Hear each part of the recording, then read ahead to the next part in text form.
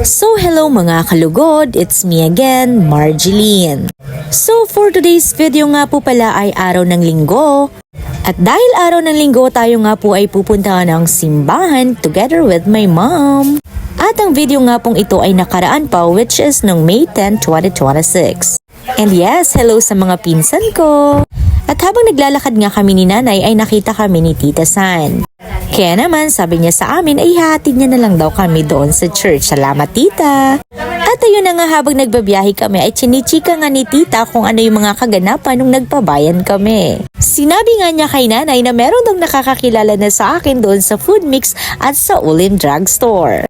Kaya naman sa mga consistent na nakasupport sa atin, maraming salamat po! At minsan nga magugulat ka na lang talaga kaya salamat! Kaya naman for today's video, nandito na nga po pala tayo sa church at mag-a-attend na nga po tayo ng ating Sunday service. And yes po, nakakatuwa lang dahil ngayon nag-a-attend ako ng Sunday service ay hindi lang kasama ang mga kapatid ko, kundi nandyan din yung mga pinsan ko, maging ang aking nanay. Yes! Kaya habang nabubuhay pa tayo ay kailangan na nating mag-invest talaga.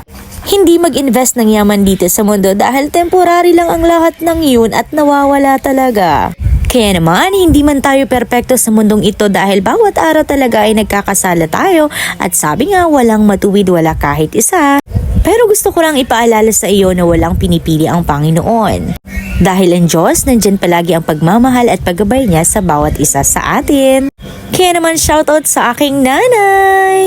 Grabe talaga, answered prayer talaga ang lahat dahil dati pinapanalangin ko lang talaga na makasama ko ang nanay at tatay ko mag-church.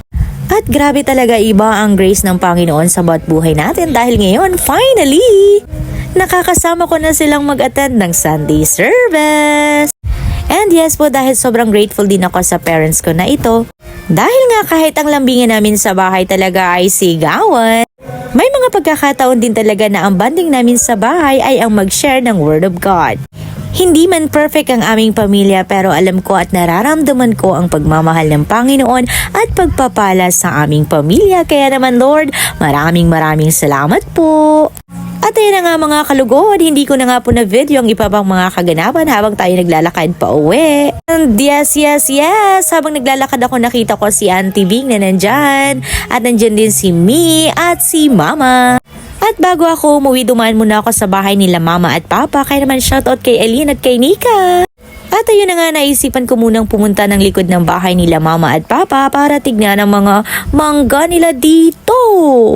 Yes po, binisita ko nga po pala ang mga tanim nila dito. Grabe talaga, hitik na hitik talaga sa bunga. And syempre, shoutout sa aking papa na talaga namang nag-iipon ng maraming gatong. Dahil mahal na nga daw po ang gasol, kaya naman sabi niya magatong muna daw sila ngayon. At ayan na nga, pumunta ulit ako sa kabilang puno ng mangga nila. Tapos sabi ko sa kanya, buti hindi nahuhulog. And yes, after nating magbisita sa mga puno ng mangga, ay pumunta muna din ako sa kulungan ng baboy.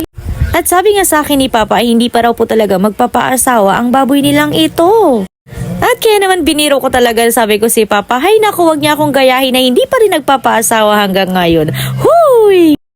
At nagbiro nga dito ang pinsan ko na si Stephen. Ang sabi niya, hindi pa raw nakakahanap ng tamang baboy ang baboy nila Papa. Kaya naman napatawa ako, sabi ko akala ko tamang tao lang, tamang baboy rin pala. Kaya naman hanggang dito na lang muna ang ating video. Maraming salamat!